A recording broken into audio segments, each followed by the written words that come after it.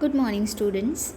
In previous video, we have learned the first chapter of science from class 9, that is matters in our surrounding, right? We have seen there what is matter, what are the characteristics of matter. Now we are going to learn the second chapter. And what is it? It is matter around us pure? We have seen about matter, so that matter is pure or not, or in what ways the matter is present around us. This is what we are going to learn in this chapter, right? So we'll start learning or reading, you may say. See, have you ever noticed the word pure written on the packs of these consumables? सी आपने देखा होगा कि कुछ जो PACS रहते हैं, जो packed food रहता है, there is a written over there that these are pure. But for common person pure means having no adulterations. हम प्योर किस चीज़ को समझते हैं? प्योर मीन्स ऐसा सब्सटेंस जिसमें कुछ मिलावट ना हो. नॉर्मल इंसान जो है, हमारी तरह जो आम इंसान है, वो यही सोचता है कि pure means what, which does not have any adulterations, right? But for scientist all this things are actually a mixture of different substances. But जो साइंटिस्ट होते हैं उनके लिए ये सारी जो चीज़ें जो प्योर हैं, वो भी, जिन चीज़ों को हम प्योर समझते हैं, वो भी डिफरेंट चीज़ों का मिक्सचर है. जैसे हम समझते हैं, for example we take milk. So in our way what is it? Milk is a pure form. Packed milk is pure. But in terms of scientists, what is happening here? They will conclude that milk is a mixture of water, fat, protein, right? So in this way they will say that milk is actually a mixture of water, fat, protein, and etc. When a scientist says that something is pure, it means that all the constituent particles of the substance are the same in their chemical nature. A pure substance consists of a single type of particle. In other words, a substance is a pure single form of matter. See, जब scientist कह रहे हैं कि that something is pure, it means that अगर कोई चीज़ pure है तो उसका मतलब क्या है? That they substance are the same in their chemical nature. जो भी एक प्योर मिक्सचर में जो भी जो सब्सटेंस है, वो जो हैं सिंगल टाइप के पार्टिकल से मिलके बने होने चाहिए. इन अदर वर्ड्स हम क्या कह सकते हैं? A substance is a pure single form of matter. किसी भी मैटर का एक प्योर जो फॉर्म है, सिंगल फॉर्म है मैटर का, वो क्या है? Substance. What it is? It is substance. You can see here. In other words, a substance is a pure single form of matter. Matter का pure single form कौन सा है? एक substance. Okay? So, as we look around, we can see that most of the matter around us exists as mixture of two or more components. जब हम अपने आसपास देखेंगे तो हमें पता लगेगा कि हमारे आसपास जो मैटर है वो सब दो टाइप के मिक्सचर, दो टाइप के प्योर कंपोनेंट्स, मीन्स एटलीस्ट दो कंपोनेंट से तो मिलके बना ही है. सिंगल कोई भी चीज़ नहीं है. For example sea water, mineral, soils, etc. all are what? These all are also mixtures, right? So we have learned here that what is a substance. Substance is a pure single form of matter, right? So now we are going to learn about mixture. What are mixtures?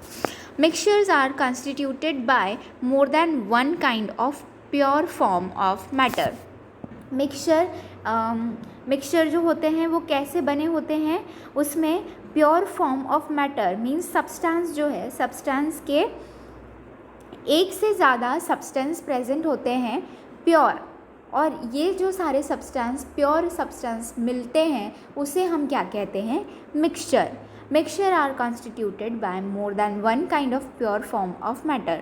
We know that dissolved sodium chloride can be separated from water by the physical process of evaporation. However, sodium chloride is itself a pure substance and cannot be separated by physical process into its chemical constituents. So here what is happening? Dissolved sodium chloride, NaCl. NaCl in what is it? NaCl is a common salt. So हम जानते हैं कि sodium chloride NaCl को हम पानी से separate कर सकते हैं. कैसे सेपरेट कर सकते हैं नमक को पानी से? अगर हम नमक वाले पानी का इवापोरेशन कर दें, उसको इवापोरेट होने रख दें, तो क्या होगा? Water will be absorbed and salt will remain. So by the process of evaporation, sodium chloride from the mixture of water, we can separate it out. But sodium chloride is itself a pure substance and cannot be separated by physical process into its chemical constituents. But अब हमने water से NaCl sodium chloride को तो अलग कर लिया है, पर हम सोडियम और क्लोराइड को अलग कर सकते हैं क्या? उसके अलग अलग कॉन्स्टिट्यूएंट्स में कर सकते हैं क्या? नहीं कर सकते. So sodium chloride is itself a pure substance, right? Similarly, sugar is a substance which contains only one kind of pure matter and its composition is the same throughout. अगर अब हम देखें शुगर क्या है? शुगर एक ऐसा substance है जिसमें पूरी जो शुगर है वो एक ही तरह के प्योर मैटर से बनी हुई है एंड उसका जो कंपोजिशन है वो पूरा सेम है थ्रू आउट. मतलब हर क्रिस्टल जो है वो शुगर का वो सेम कॉन्स्टिट्यूएंट से मिलके बना है. भलाई आप शुगर आपके सिटी में ख़रीदो या कहीं और जाके शुगर ख़रीदो, शुगर का कॉन्स्टिट्यूएंट क्या है? सेम है. सो ये क्या है? Sugar is a substance which contains only one kind of pure matter and its composition is same throughout. Now soft drinks and soil are not single pure substances. Soft drinks और soil जो है वो single pure substances नहीं हैं. Whatever the source of the pure substance may be, it will always have the same characteristic properties. हमने substance कहीं से भी ख़रीदा हो, सब्सटेंस का सोर्स कुछ भी हो, बट जो उसका जो कैरेक्टरिस्टिक प्रॉपर्टी है वो हमेशा सेम रहेगी. हमने आज यहाँ पर, हम जहाँ रहते हैं वहाँ पर शुगर ख़रीदी, तो आज जो शुगर का टेस्ट है वही अगर आप दूसरी सिटी में जाके शुगर ख़रीदोगे तो भी उसका टेस्ट सेम रहेगा, उसकी प्रॉपर्टी चेंज नहीं होगी. Whatever the source of origin और whatever the source of pure substance may be. Okay, so ये हमने देखा मिक्सचर क्या होता है. Mixture is a constituted by more than one kind of pure form of matter, right? Now हम अब पढ़ेंगे टाइप्स ऑफ मिक्सचर्स. मिक्सचर्स के टाइप क्या होते हैं, राइट? सो मिक्सचर के टाइप्स पता करने के लिए we will perform one activity here. Let us read first. Let us divide the classroom into A, B, C and D group. एक क्लासरूम है, उसको हमने 4 पार्ट्स में डिवाइड कर लिया, A, B, C, D. Group A ने क्या किया? बीकर लिया और उस बीकर में 50 ml वाटर लिया और उसमें 1 spatula full of copper sulphate powder लिया. एक स्पैचुला में मीन्स 50 ml वाटर में 1 स्पैचुला कॉपर सल्फेट पाउडर हमने ऐड किया. फिर ग्रुप बी ने क्या किया? ग्रुप बी ने भी 50 ml वाटर लिया बीकर में और उसमें 2 spatula full of copper sulphate powder add कर दिया, राइट? देन ग्रुप सी और ग्रुप डी ने क्या किया? ग्रुप सी और ग्रुप डी ने डिफरेंट अमाउंट का कॉपर सल्फेट और उसमें क्या ऐड किया? कॉपर सल्फेट के साथ पोटेशियम परमैंगनेट और कॉमन सॉल्ट. पोटेशियम परमैंगनेट भी डाला कुछ ने और कुछ ने सोडियम क्लोराइड भी डाला और उसको मिक्स कर लिया. ठीक है, कंपोनेंट्स को ऐसे मिक्स किया कि वो एक मिक्सचर बन जाए. फिर थोड़ी देर बाद जब उन्होंने ऑब्ज़र्व किया तो क्या उन्हें रिज़ल्ट मिला? जो ग्रुप ए एंड बी है उनका क्या रिज़ल्ट था? Group A and B have obtain a mixture which has a uniform composition throughout. Group A और बी का जो मिक्सचर था, उनका जो कंपोजिशन था वो सेम था थ्रू आउट। क्यों? क्योंकि उन्होंने सिर्फ एक ही कंपोनेंट उसमें ऐड किया था, that is copper sulphate, right. So such mixtures are called homogeneous mixtures और solutions। ऐसे mixtures जिसमें which has a uniform composition throughout, जिसका composition uniform है full time, उस ऐसे mixtures को हम क्या कहते हैं? ऐसे mixtures को हम homogeneous mixtures कहते हैं। अगर हम कुछ और एग्जाम्पल लें होमोजीनियस मिक्सचर्स के, तो हम समझ सकते हैं, एग्जाम्पल से हमें ज़्यादा क्लियर होगा। Some other examples of such mixtures are salt in water. पानी में जब हम नमक को डिज़ोल्व करते हैं तो वो जो सोल्यूशन होता है that is a homogeneous mixture. Sugar in water, that is also a homogeneous mixture. Okay,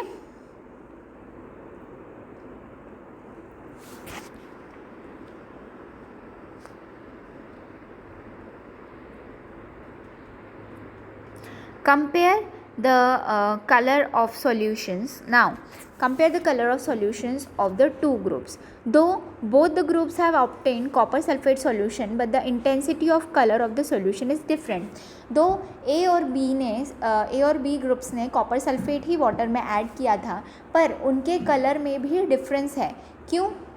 solution के कलर में डिफरेंस इसलिए है क्योंकि जो अमाउंट है कॉपर सल्फेट का जो उन्होंने लिया था वो वेरी कर रहा है। ग्रुप ए ने सिर्फ एक spatula, one spatula they have added in 50 ml of water, while group B has added 2 spatula of copper sulfate in 50 ml of water. That's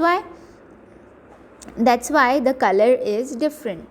So in this way it shows that a homogeneous mixture can have a variable composition. इससे हम ये बता सकते हैं कि इसका जो composition है वो वेरी कर सकता है, homogeneous mixture का composition वेरी कर सकता है। Now we'll see the results of group C and D. क्या हुआ उनका? Group C and D have obtained mixtures which contain physically distinct parts and have non-uniform composition. उन्होंने क्या किया? उन्होंने उसमें पोटेशियम पर मैग्नेट भी डाला था और कैल्शियम कॉपर सल्फेट भी डाला था और सोडियम क्लोराइड भी ऐड किया था। सो उनका क्या हुआ? Group C and group D have obtain mixtures which contain physically distinct part and have non uniform composition. उनका जो कंपोजिशन था वो भी नॉन यूनिफॉर्म था, right. Such mixtures are called heterogeneous mixtures. तो ऐसे मिक्सचर्स जिनका कंपोजिशन नॉन यूनिफॉर्म है, कंपोनेंट्स भी 2 से ज़्यादा हैं, ऐसे मिक्सचर्स को क्या कहते हैं? Heterogeneous mixtures, right. Mixtures of sodium chloride and iron filling, जो सपोज मिक्सचर्स सोडियम क्लोराइड का NaCl और आयरन फिलिंग्स का मिक्सचर है, सपोज सॉल्ट और सल्फ़र का मिक्सचर है, ऑयल एंड वाटर का मिक्सचर है, ये सारे क्या है? ये सारे जो एग्जाम्पल्स हैं, these are the examples of heterogeneous mixtures, right. Now again we are going to see one activity. What is this?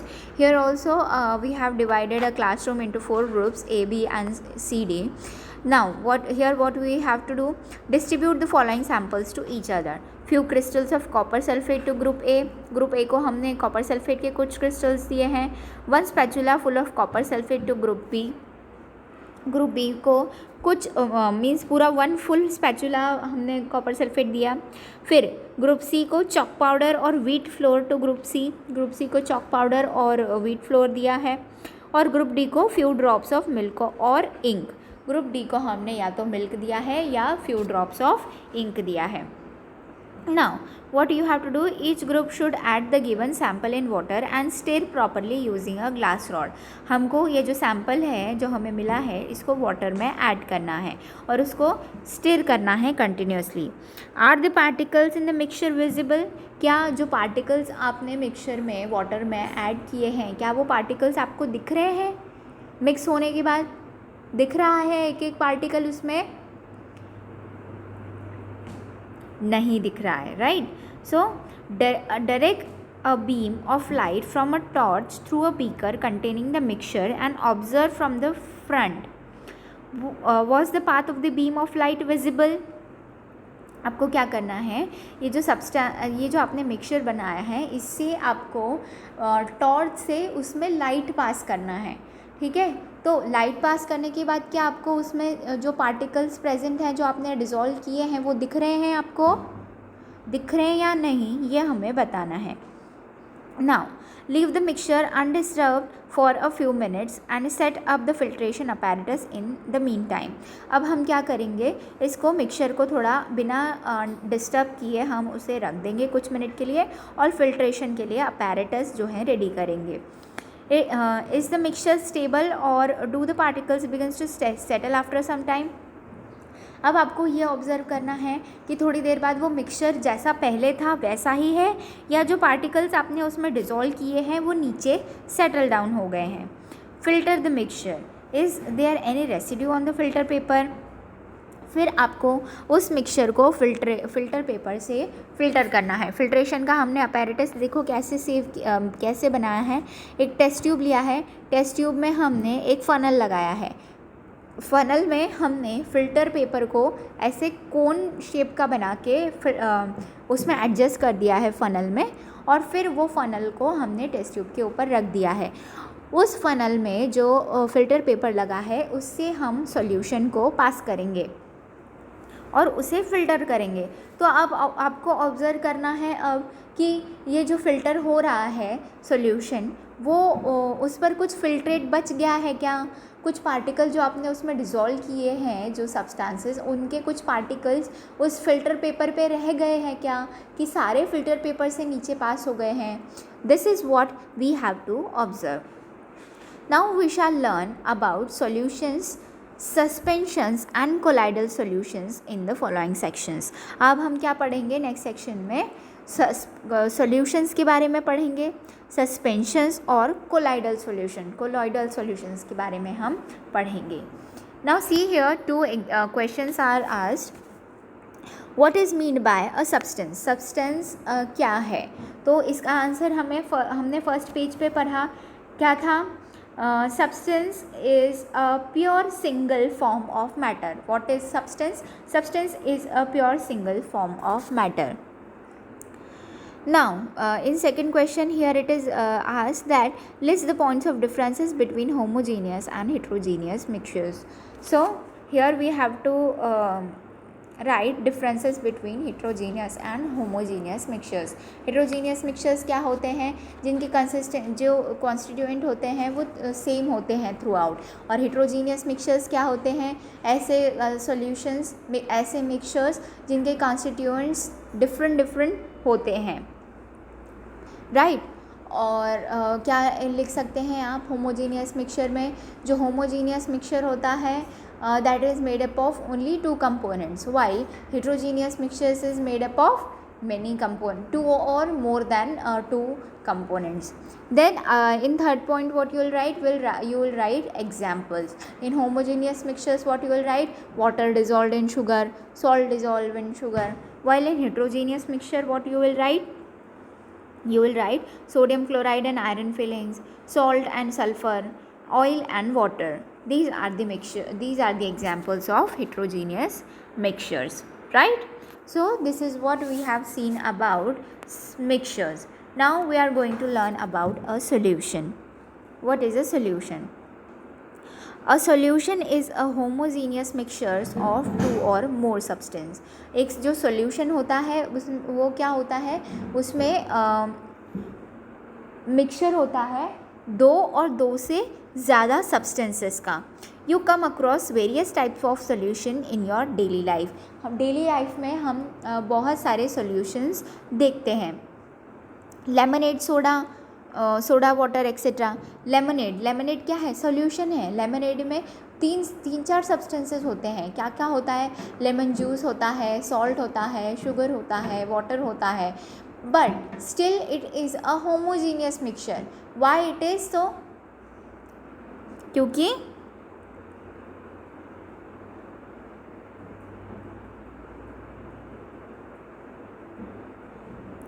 क्योंकि ये जो कॉन्स्टिट्यूएंट्स है वो सेम है through out, right. Now usually we think of solution as a liquid that contain either a solid, liquid or a gas dissolved in it. But we can also have solid solutions. हमें ऐसा लगता है कि solution, जब हम solution word सुनते हैं तो हमें ऐसा लगता है सब water में ही dissolved हैं, water में ही या solid dissolved होगा या कुछ liquid dissolved होगा या कुछ gas dissolved होगी. पर ऐसा नहीं होता है. solution जो होता है वो सॉलिड भी हो सकता है. कैसे सॉलिड हो सकता है? See here example is given, that is alloys, जो एक सॉलिड सॉल्यूशन है, वाइल गैस का भी सॉल्यूशन होता है. ठीक है. तो in a solution there is a homogeneity at the particle level. Particle level पर बहुत होमोजेनिटी होती है. For example lemonade taste the same throughout. Lemonade सब सेम ही लगता है. एक सिप पीते हैं, उसके थोड़ी देर बाद पीते हैं, तो क्या वो डिफरेंट लगता है? नहीं लगता है ना. हर सिप उसका सेम लगता है. क्या हर सिप डिफरेंट टेस्ट करता है क्या? नहीं. सो इसीलिए ये होमोजेनियस है. This shows that particles of the sugar or salt are evenly distributed in the solution. तो इससे हमें ये पता चलता है कि homogeneous mixture में क्या हो रहा है, जो particles हैं वो evenly distributed है पूरे solution में, right? So this is what a homogeneous mixture is. Now we'll see some more information about alloys. What are alloys? Alloys are mixtures of two or more metals or a metal and a non-metal and cannot be separated into their components by physical methods. क्या होते हैं alloy? ऐसे alloy जो होता है वो mixture होता है दो और मोर मेटल्स का, दो या दो से ज़्यादा मेटल्स का, और मेटल और नॉन मेटल का भी हो सकता है. ये जो है मिक्सचर, इसको हम किसी भी फिज़िकल मेथड से सेपरेट नहीं कर सकते. But still an alloy is considered as a mixture because it shows the properties of its constituents and can have variable composition. क्या होता है? फिर भी अलॉय को हम मिक्सचर क्यों कहते हैं? क्योंकि ये इसके जो कॉन्स्टिट्यूएंट्स है जिनसे ये मिलके बना है उनकी प्रॉपर्टीज़ को ये शो करता है, और इनका कंपोजिशन जो होता है, कंपोजिशन वेरिएबल होता है, स्टिल वो जो है प्रॉपर्टीज़ अपनी अपनी शो करता है. And can have variable composition. For example brass. Brass क्या है? ब्रास एक अलॉय है. It is a mixture of approximately 30% zinc and 70% water. Brass एक अलॉय वो किससे मिलके बना है? 30% जिंक से और 70% कॉपर से. A solution has a solvent and a solute as its component. अब सॉल्यूशन जो होता है, सॉल्यूशन के दो कंपोनेंट्स होते हैं. एक that is solvent and another is a solute. So the components of the solution that dissolves the other component in it, usually the component present in larger amount is called a solvent.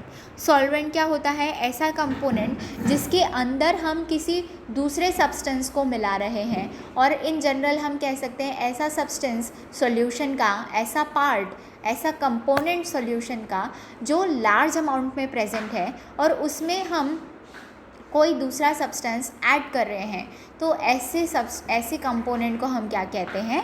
That is known as solvent.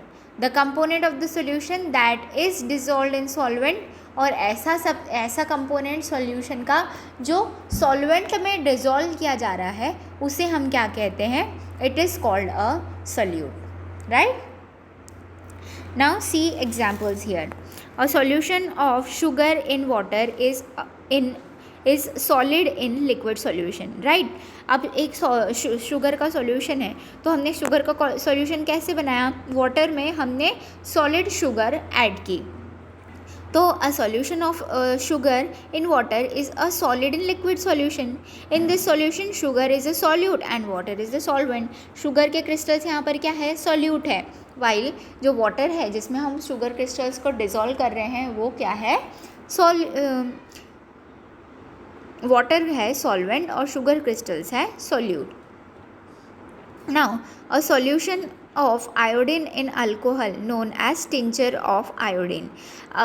Iodine का जो solution है alcohol में बनाया हुआ, means alcohol में हमने iodine डालकर एक आयोडीन का सॉल्यूशन बनाया है, बट अल्कोहल में उस सॉल्यूशन को क्या कहते हैं? Tincture of iodine. इसके कंस्टिट्यूएंट क्या होते हैं? It has iodine, that is solid iodine, as a solute, and alcohol, that is liquid, as a solvent, right? Now aerated drinks like soda, water, etc. are gas in liquid solution.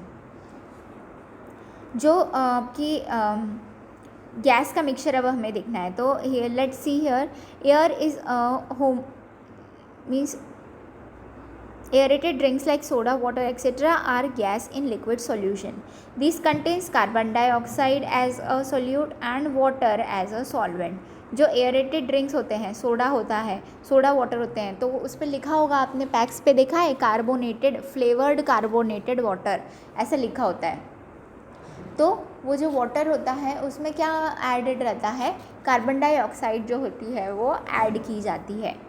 So this is a mixture of what? These are the mixtures which are gas in liquid solutions. Now air is a mixture of gas in gas. Air भी mixture है gas in gas का, क्योंकि air जो हमारे आसपास है that is a mixture of many different gases. So air is also mixture of gas in gas, as air is a homogeneous mixture of number of gases. Air में भी सारी जो गैसेस हैं वो कुछ अपना जो कंस्टिट्यूट है एयर के, वो सारे एक पर्टिकुलर अमाउंट में प्रेजेंट है. सो इस वजह से हम कह सकते हैं कि एयर जो है that is a example of homogeneous mixture. See here it's two main constituents. Air के जो टू मेन कंस्टिट्यूएंट्स है वो क्या है? ऑक्सीजन. ऑक्सीजन कितना परसेंट प्रेजेंट होता है एयर में? That is 21%.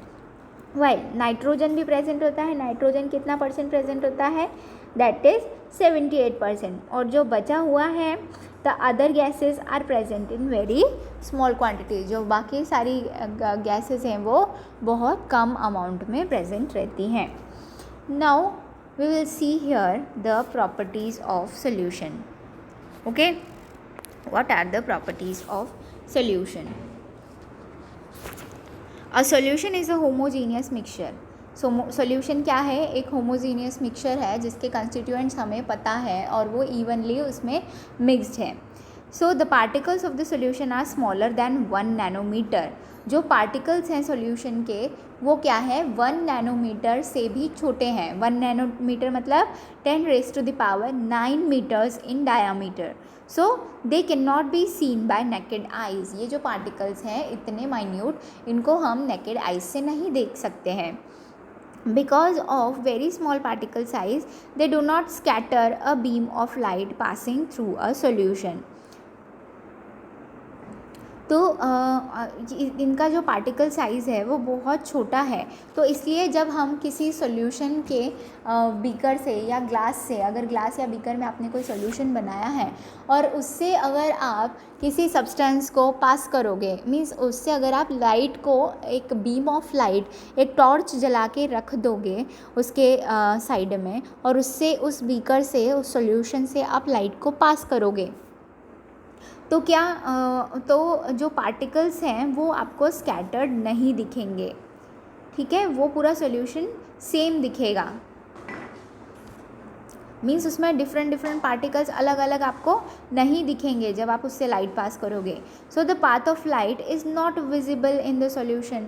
तो अगर पार्टिकल्स ही नहीं दिख रहे हैं आपको, तो जो लाइट है वो कैसे दिखेगी कि लाइट ऐसे ट्रैवल कर रही है, ऐसे स्ट्रेट जा रही है उस सॉल्यूशन से, ये हमें पता नहीं चल पाएगा. ठीक है.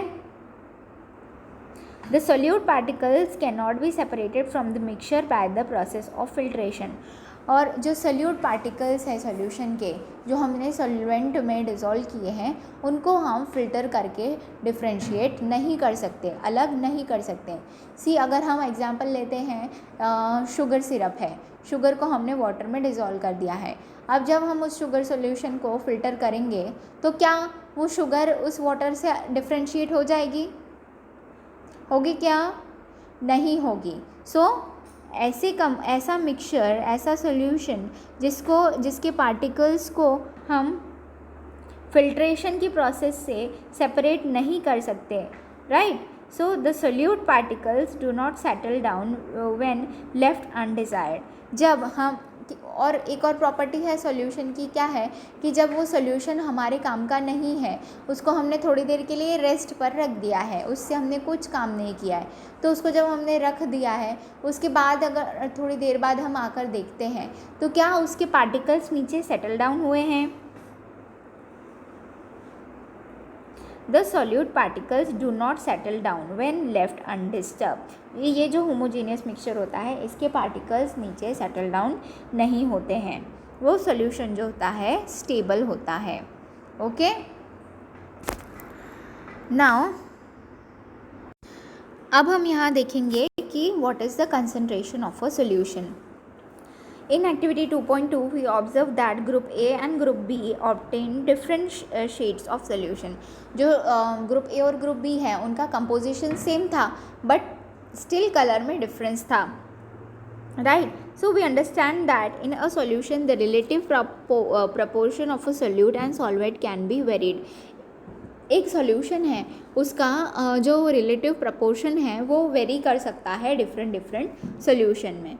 Depending upon the amount of solute present in a solution, it can be called a dilute or concentrated or a saturated solution. तो जो अमाउंट ऑफ सॉल्यूट प्रेजेंट है उस सॉल्यूशन में, उसके बेसिस पे हम सब एक सॉल्यूशन को कह सकते हैं कि वो कितना डाइल्यूट है, कितना कॉन्सेंट्रेटेड है और कितना सैचुरेटेड और कॉन्सेंट्रेटेड सॉल्यूशन है. ठीक है. डाइल्यूट और concentrate, these are the comparative terms.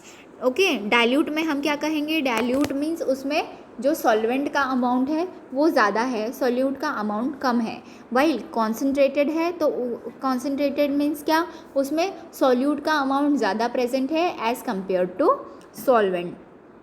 So the solution obtained by group A is dilute as compared to that obtained by group B.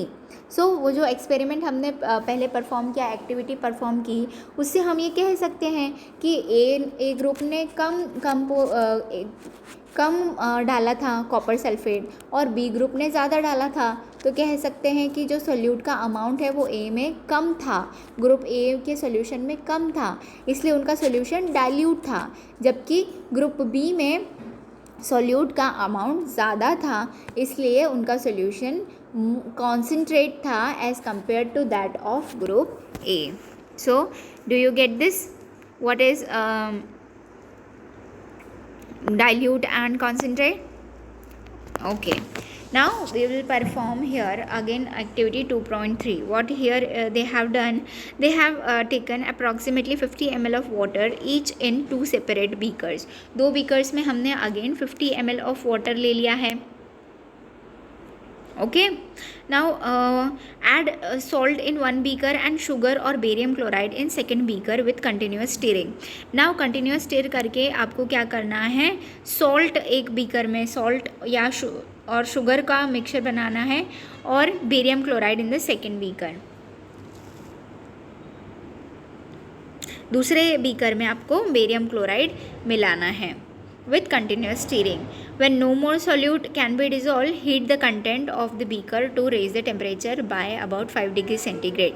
जब आपका सब स्टिर करके आपको लगे कि ये मिक्स हो गया है प्रॉपरली, देन आपको उस सोल्यूशन को हीट करना है और उसका टेम्परेचर जो है अबाउट 5 डिग्री सेंटीग्रेड तक लाना है. Now start adding the solute again. वापस से उसमें आपको सोल्यूट को ऐड करना है, मीन्स जिसमें शुगर या सॉल्ट डाला है उसमें शुगर सॉल्ट डालना है और दूसरे में आपको बेरियम क्लोराइड डालना है. So is the amount of salt and sugar or barium chloride that can be dissolved in water at a given temperature the same? अब आप देखोगे कि आपने ठंडे पानी में जब सॉल्यूशन बनाया था तो उस टाइम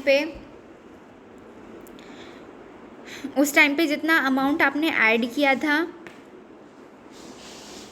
शुगर, सॉल्ट और बेरियम क्लोराइड का, वो कितने टाइम में डिज़ोल्व हुआ था, और अभी जो आप डिज़ोल्व कर रहे हैं उसमें ये सारा सब्सटेंस वापस, वो कितने टाइम में डिज़ोल्व हो रहा है, ये आपको नोटिस करना है। तो let's see for at any particular temperature a solution that has dissolved as much solute as it is capable of dissolving is said to be a saturated solution. ठीक है, what is saturated solution? At any particular temperature, कोई भी particular temperature पर, एक fixed temperature पर, और solution that has dissolve as much solute as it is capable of dissolving, उसमें इतना सोल्यूट डिज़ोल्व हो गया जितना वो डिज़ोल्व कर सकता है, अपने अंदर डिज़ोल्व कर सकता है, it is said to be saturated solution. ऐसे सॉल्यूशन को हम क्या कहते हैं? सैचुरेटेड सॉल्यूशन, बिकॉज वो उतना ही डिज़ोल्व कर पाएगा जितना उसकी कैपेसिटी है। In other words, when no more solute can be dissolved in a solution at a given temperature, it is called saturated solution. क्या है saturated solution? When no more solute can be dissolved in a solution, जब उसमें कोई भी और solute हम dissolve नहीं कर सकते हैं, कोई भी एक गिवन टेम्परेचर पर, ऐसे सॉल्यूशन को हम क्या कहते हैं? सैचुरेटेड सॉल्यूशन कहते हैं। The amount of the solute present in the saturated solution at this temperature is called its solubility. और जो अमाउंट उस सॉल्यूशन में प्रेजेंट है, जो सॉल्यूट का, उसे हम क्या कहते हैं? उसकी सॉल्युबिलिटी, क्योंकि हमने उतना ही उसमें सॉल्यूट डाला है जितना उसमें सॉल्यूबल हो सकता था, इसलिए उस अमाउंट को हम क्या कहेंगे? उसकी solubility. So if the amount of solute contained in a solution is less than the saturation level, it is called unsaturated solution.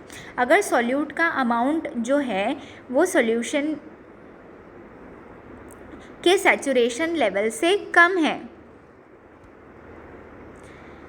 if the amount of solute contained in a solution, amount of solute जो solution में है वो कम है उसके saturation level से, मतलब उसमें और आ सकता है solute, it is called an unsaturated solution. तो ऐसे solution को हम क्या कहेंगे?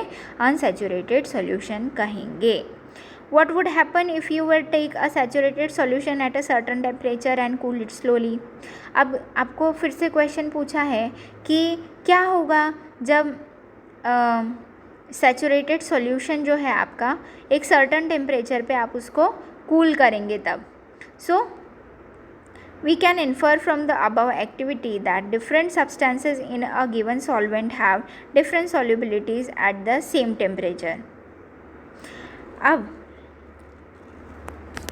इससे ऊपर जो हमने देखा उससे हम ये बता सकते हैं कि जो डिफरेंट सब्सटेंसेस होते हैं सॉल्वेंट के, have different solubilities at the same temperature. Same temperature भी उनकी जो सॉल्युबिलिटी होती है वो डिफरेंट हो सकती है। The concentration of a solution is the amount of solute present in a given amount. जो कॉन्सेंट्रेशन होता है सॉल्यूशन का वो क्या होता है? It is the amount of solute present in a given amount of solution. जो सॉल्यूशन में जितना सोल्यूट प्रेजेंट है उसको क्या कहते हैं? उस सॉल्यूशन का कॉन्सेंट्रेशन कहते हैं। और the amount of solute dissolved in a given mass और वॉल्यूम ऑफ सॉल्वेंट। क्या होता है concentration? The amount of solute dissolved in a given mass और ऑफ वॉल्यूम ऑफ सॉल्वेंट। इसे हम क्या कहते हैं? कॉन्सेंट्रेशन ऑफ सोल्यूट कहते हैं, ना सॉल्यूशन कहते हैं। अब कैसे उसको मैथमेटिकली हम निकाल सकते हैं, मेजर कर सकते हैं? Concentration of solute is equals to amount of solute divided by amount of solution. ठीक है, या फिर एक और फार्मूला क्या है? अमाउंट ऑफ सोल्यूट, जितना अमाउंट ऑफ सोल्यूट प्रेजेंट है उसको डिवाइड कर देंगे हम अमाउंट ऑफ सॉल्वेंट से, जितना वाटर है उसमें। ठीक है, now there are various ways of expressing the concentration of a solution. solution को express करने के भी बहुत सारे तरीके होते हैं, but here we will learn only 2 methods. यहाँ पर हम 2 methods देख रहे हैं अभी। C, mass by mass percentage of a solution. तो मास बाय मास में हमको बताना है सॉल्यूशन का परसेंटेज, ठीक है। तो मास बाय मास में कैसे बताएंगे उसको, जब हम मेजर करेंगे तो फॉर्मूला क्या होगा, mass of a solute, solute का mass divided by volume of a, divided by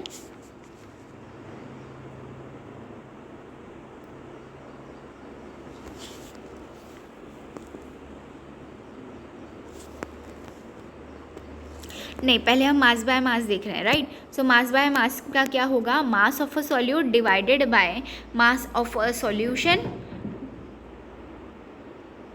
मास कितना है सॉल्यूशन का मल्टीप्लाइड बाय 100, ठीक है। फिर सेकंड मेथड क्या है, mass by volume percentage of a solution. Mass by volume percentage क्या है, मास बाय वॉल्यूम क्या है, mass of a solute divided by volume of a solution multiplied by 100, right. अब वॉल्यूम बाय वॉल्यूम क्या है, दोनों जगह हम वॉल्यूम लेंगे, न्यूमरेटर और डिनोमिनेटर में।